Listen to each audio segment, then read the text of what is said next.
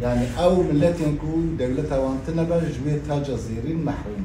نویسکار و سیاستمدار لطیف اپ özdemir زمان کردی وک بنگها کردایتی و هبونا کردان نشان داده. اپ özdemir در روزن بوری دا لستنبول لوقوا اسماعیل بشیکچی پرتوکن خو امضا کرد و د پانل که داجی راگهاند کو مروف تجار نکاره کو زمان و رامان جهودن وقتینه. اپ özdemir di sala 1956 da li bajarê Sêrtê navçeya Hewêl Ango Baykan li gundê Mînarcî dayîk bûye. Lê dûra jî bi malbatî ji vê derê koçî bajarê Bitlisê navçeya Tetwanê kirine. Ep özdemir demekî mamostatî bike jî lê ew di bingeha hemû karên xwe da giringiyê dide xebatên kurdayetiyê. زمان جي نشانك نتوانا يعني PKK كيج تشيبونا ملتا پیدابونا ملتا هر ملت خود زمانه که بوی سایوی زمانی دا پیوندی درست کرد ناو مروت خدا او سدمی قاسی رنگ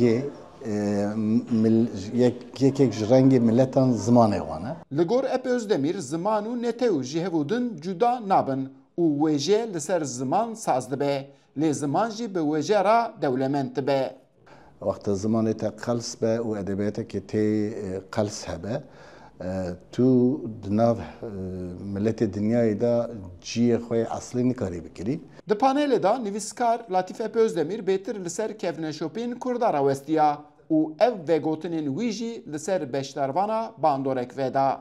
Mijara mamostekek latif li ser aidiyetê bû û ser ziman bû.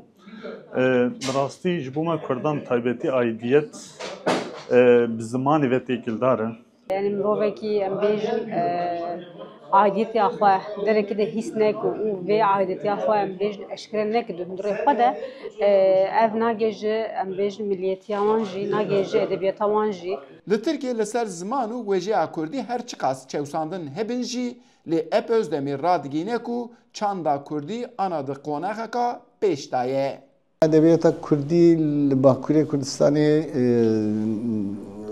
برانبر بدمین بوری بسالین بوری گلک قناعی که باش دایه نه گلک کس بتایبتی جی خورت ادمه گنج جوان ادمه زیاده میلوان سر کردی نفساندنه.